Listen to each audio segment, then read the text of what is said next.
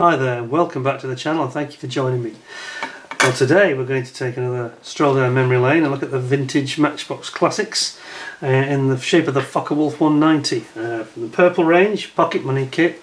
But before we do that, there's a bit of unfinished business when I did recently the review on the Hurricane, which I was very remiss about because I forgot to explain to you, as we zoom back in here. He says, getting the zoom to work. Here we go. You remember the Hurricane 2C? This is the one that's got the Hispano cannons on the wing, and within this beautiful lift-off original top box from early now. Well, here's one I prepared earlier, which I completely forgot about when I was doing the vid. So, thought you might like to see it.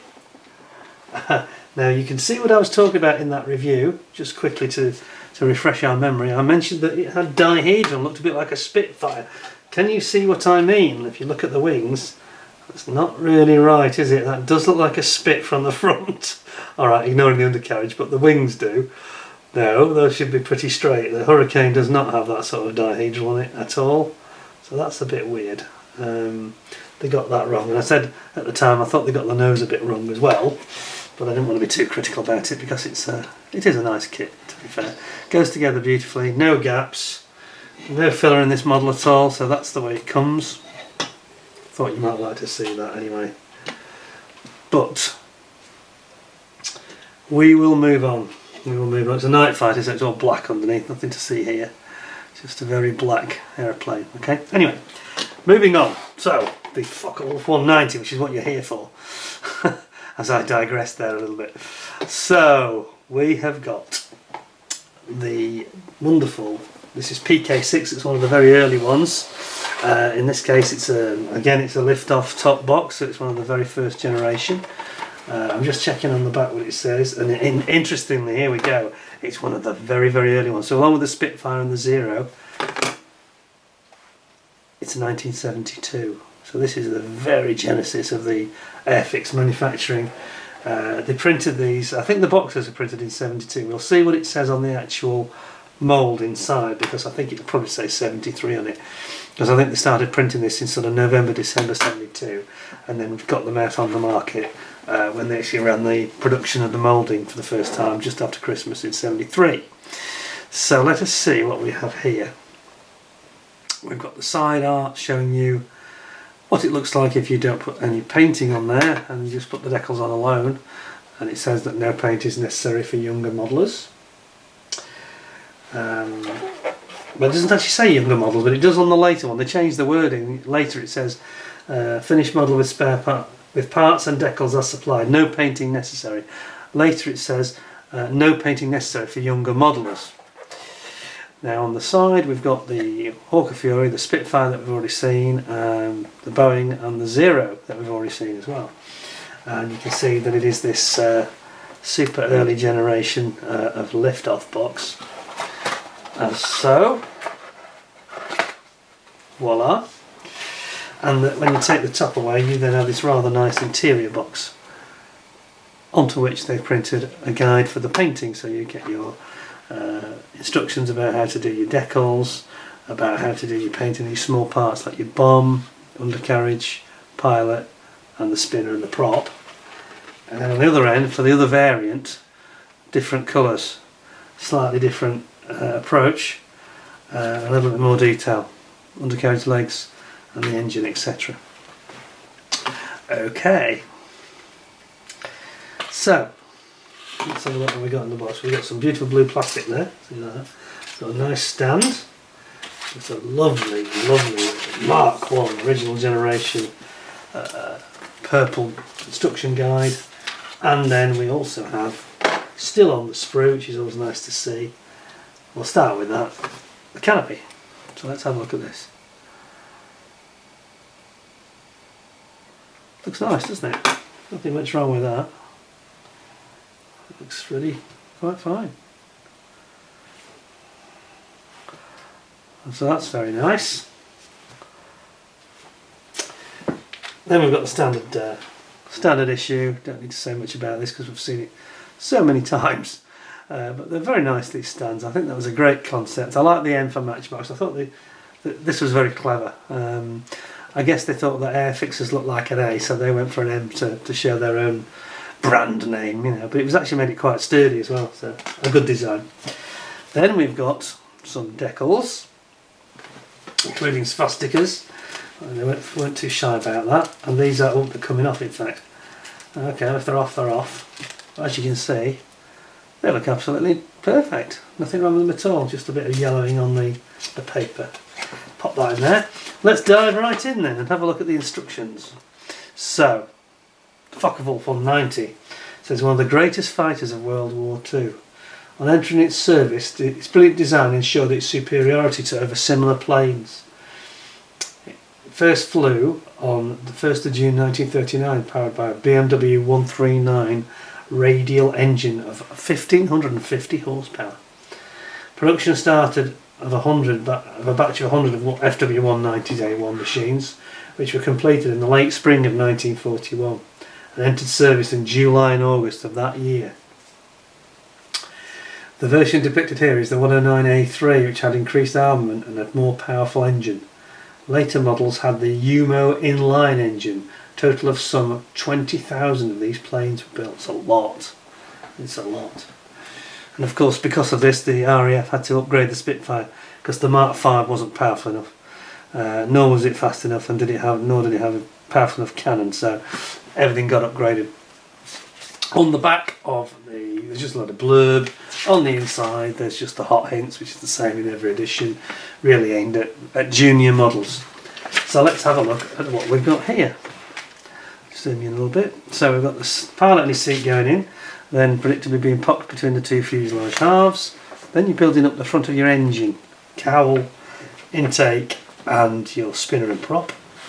Then your tailplanes go on, and then over here we've got section 5 where you bring the front of that engine onto the cowl, and then you've got your cannons on top going on as well, and your canopy. And then below you've got your wings being constructed and more cannons going in, so it's got quite a lot of cannons, quite heavily armed. 4 cannons. So they go in, then you do your undercarriage legs. It's got very distinctive wide splayed undercarriage, this aircraft. Made it very good on rough ground. And then finally that goes in to the construction, along with your tail wheel, and finally you even get a bomb for the bomber version. Wow, so you get to drop a bomb if you wish. Now, I'm saying that because we never actually looked at the artwork, which we'll do now actually. It's very remiss of me. I always forget, every time I forget, because I'm just not used to these top opening boxes having the artwork on the back. I was expected to be blank. So you've got a fighter version that's on the eastern front, and then you've got the bomber version in the Crimea, also on the eastern front, both in 1943. But of course this first appeared literally over the skies over Britain, and didn't half cause a panic, I can tell you. So let's have a look at the parts and see what we've got. We have got, first of all, the wings, which is a big green sprue with a big sort of gap in the middle of it, which is kind of odd. A bit like the Spitfire one. In fact, the plastic's like the Spitfire one as well, same colour. So let's have a closer look. We've got our undercarriage, we've got a pilot, we've got the gear door covers, pilot's seat, the 2 tailplanes here. Then we've got these wings with the cannon blisters on the very inboard end of the wing. They brought the cannons right inboard on these aircraft.